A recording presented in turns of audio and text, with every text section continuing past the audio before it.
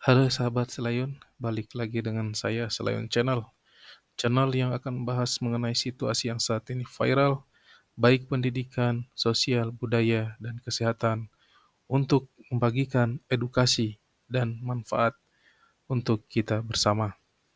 Kali ini kita akan sama-sama membahas pegawai pemerintah dengan perjanjian kerja atau P3K paruh waktu, yang mana kebijakan ini sudah tertuang dalam surat keputusan Menpan RB nomor 16 tahun 2025. Sebelum kita lanjut perihal pembahasan P3K, sahabat Selayun, mohon supportnya untuk mengaktifkan lonceng dan subscribe.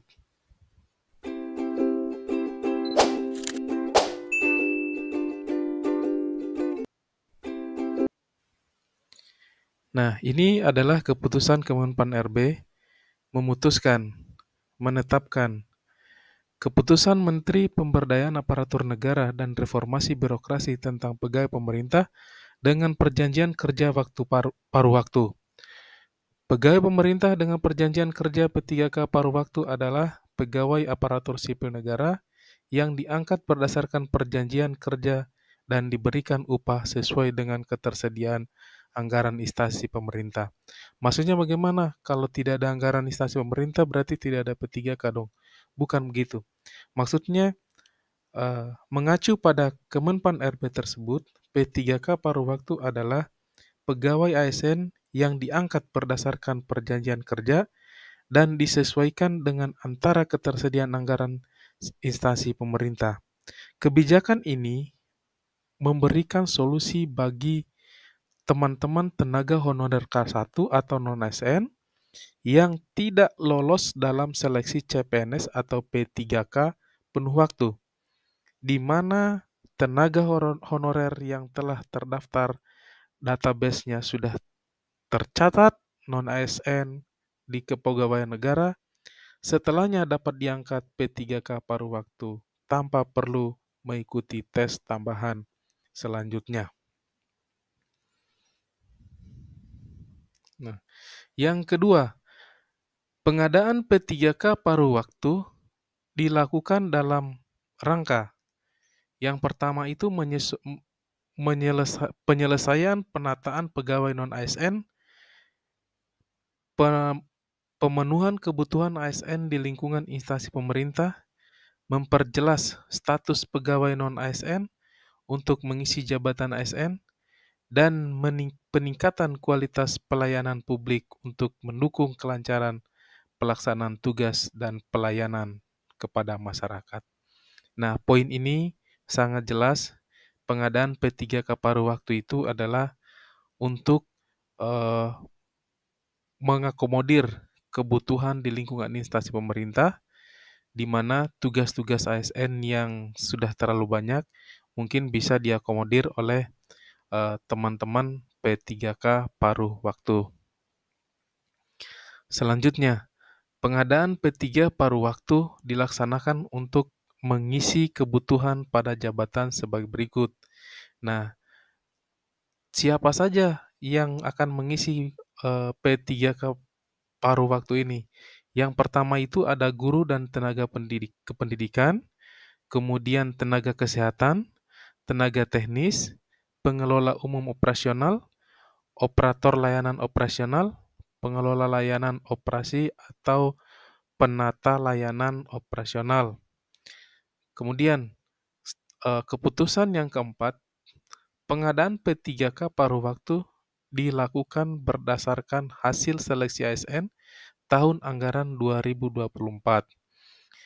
Pengadaan P3K paruh waktu dilaksanakan bagi pegawai non-ASN yang terdaftar dalam pangkalan database, kemudian pegawai non-ASN, Badan Kepegawaian Negara BKN dengan ketentuan sebagai berikut.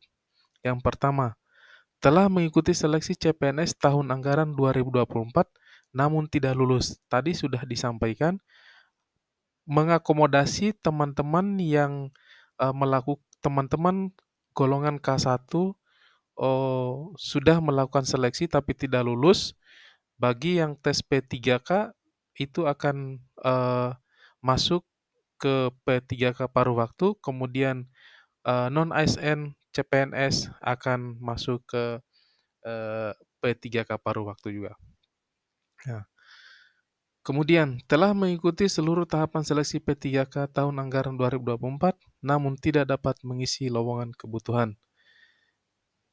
Selanjutnya, status kepegawaian P3K paruh waktu ditetapkan sebagai pegawai pada instansi pemerintah dan diberikan nomor induk atau nomor identitas pegawai ASN. Untuk ketentuan terkait disiplin P3K paruh waktu sesuai dengan ketentuan disiplin yang berlaku pada ASN. Jadi P3K paruh waktu, kemudian P3K lainnya itu untuk disiplinnya mengacu pada berlakunya undang-undang di ASN. Kemudian ketentuan pemberhentian P3K paruh waktu. Nah, ini yang teman-teman yang sudah tidak lolos P3K kemudian tidak lolos PNS yang tes CPNS, apabila teman-teman sudah ditetapkan atau sudah menjadi anggota P3K paruh waktu, mohon diwaspadai atau dihindari seperti hal ini, yaitu sesuai dengan kebutuhan yang berlaku pada ASN. Yang pertama, diangkat menjadi P3K atau CPNS.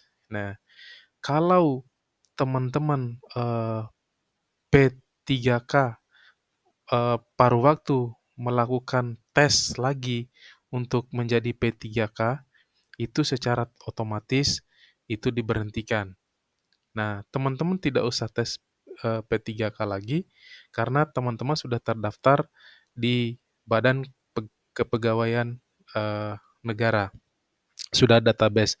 Kemudian yang kedua mengundurkan diri, yang ketiga meninggal dunia, yang keempat melakukan penyelewengan terhadap Pancasila dan Undang-Undang Dasar, yang selanjutnya mencapai batas usia pensiun jabatan dan atau berakhirnya masa perjanjian kerja. Jadi P3K paruh waktu itu apabila sudah mencapai batas umur di 59 atau usia produktif atau pensiun, itu sudah tidak diperlukan lagi untuk walaupun P3K paruh waktu. Kemudian berakhirnya masa perjanjian kerja. Nah, di perjanjian kerja paruh waktu itu tertera berapa tahun itu sudah ditentukan. Oleh karenanya itu ketika habis masa perjanjian atau masa kontraknya, jika pemerintah sudah tidak membutuhkan teman-teman, alhasil pasti sudah tidak diperpanjang lagi kontraknya. Kemudian, ketentuan pemberhentian P3K paruh waktu. Yang kedua, yang selanjutnya, terdampak perampingan organisasi atau kebijakan pemerintah. Kalau sudah misalnya ada perampingan di di tubuh pendidikan, anggap aja teman-teman itu sebagai guru, maka sebagian biasanya akan di-cut. Tidak cakap jasmani atau rohani sehingga tidak dapat menjalankan tugas dan kewajiban. Ini maksudnya kena sakit, kemudian gila kayak gitu ya, karena tidak sehat rohani, maka secara keputusan tetap adalah diberhentikan dari P3K per waktu. Tidak berkinerja atau tidak pernah bekerja, melakukan pelanggaran disiplin di tingkat berat. Dipidana dengan pidana penjara berdasarkan keputusan pengadilan yang telah memiliki ketentuan hukum tetap karena melakukan tindak pidana dengan pidana penjara paling singkat 2 tahun. Nah, itu kalau masih di bawah 2 tahun, mungkin masih bisa dengan pasal ini ya. Dipidana dengan pidana penjara atau kurungan, kemudian berdasarkan putusan pengadilan yang telah memiliki kekuatan hukum tetap karena melakukan tindak pidana kejahatan jabatan dan tindak pidana kejahatan yang ada hubungan dengan jabatan atau menjadi anggota atau pengurus partai politik, itu otomatis sudah tidak diperkenankan lagi untuk menjadi anggota P3K paruh waktu. Dalam hal ini P3K paruh waktu mengajukan pindah instansi yang bersangkutan dinyatakan mengundurkan diri. Di video saya sebelumnya sudah disampaikan bahwa bedanya P3K itu dengan PNS itu adalah PNS bisa mengajukan pindah tugas, sedangkan P3K paruh waktu maupun penuh waktu itu tidak dapat mengajukan perpindahan kerja atau ke tempat daerah pindah atau mutasi. Karena jika dalam hal ini P3K paruh waktu mengajukan pindah instansi, maka yang bersangkutan dinyatakan mengundurkan diri. Kemudian pengangkatan P3K paruh waktu hanya dilakukan untuk penataan pegawai non-ASN melalui pengadaan ASN tahun anggaran 2024. PPK dapat mengusulkan pengangkatan P3K paruh waktu menjadi P3K berdasarkan pertimbangan ketersediaan anggaran dan hasil penilaian evaluasi kinerja. Nah, biasanya yang terbanyak terbanyak P3K paruh waktu itu terdapat di daerah-daerah tertentu ya, karena mungkin secara dana dari instansi pemerintahan tersebut minim, maka biasanya lebih banyak diperlukan P3K paruh waktu dibanding P3K penuh waktu. Kemudian, Menteri Pemberdayaan Aparatur Negara dan Reformasi Birokrasi menetapkan rincian kebutuhan P3K pada setiap instansi pemerintah. Rincian kebutuhan P3K terdiri atas kebutuhan jumlah, jenis jabatan, kualifikasi pendidikan, dan unit penempatan. P3K mengusulkan perubahan status P3K paruh waktu menjadi P3K kepada Kepala BKN paling lama 7 hari kerja setelah mendapatkan penetapan rincian kebutuhan P3K dari Menteri Pemberdayaan Aparatur Negara dan Reformasi Birokrasi. Ini maksudnya gimana?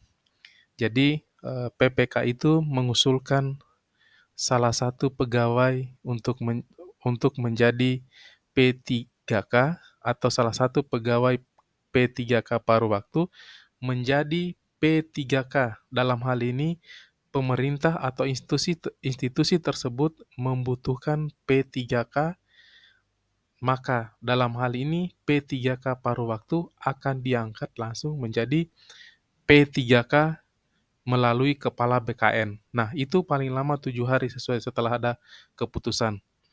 Nah, gimana dengan P3K? P3K juga jika ada kebutuhan PNS akan otomatis keluar namanya untuk menjadi PNS.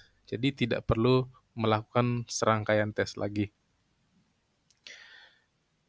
Nah, Kepala BKN menetapkan pertimbangan teknis perubahan status P3K paruh waktu menjadi P3K, dan PPK menetapkan pengangkatan P3K sesuai dengan ketentuan peraturan perundang-undangan. Nah, ini Kepala BKN mengacu pada Kemenpan RB. Jadi, pertimbangan teknisnya itu perubahan status P3K paruh waktu menjadi P3K penuh waktu itu melalui PPK yang menetapkan, dan pengadaannya atau pengadaan P3K sesuai dengan ketentuan peraturan perundang-undangan. Nah, keputusan ini ditetapkan berlaku sejak tanggal ditetapkan. Jadi, keputusan atau SK Kemenpan RB ini adalah ditetapkan di 13 Januari 2025. Keputusan ini mengikat dan final. Jadi, untuk teman-teman yang tidak lolos tes P3K atau yang tidak lolos tes P3K K1 itu otomatis akan menjadi P3K paruh waktu, dan itu tergantung kondisi kesehatan finansial di daerah tersebut. Jika finansialnya atau birokrasinya instansinya bagus, masalah dananya itu bisa dipastikan didahulukan P3K. Jadi kalau kebanyakan di daerah-daerah kan banyak P3K paruh waktu. Oke, cukup dulu yang kita bahas, hari ini. Terima kasih atas perhatiannya. Salam.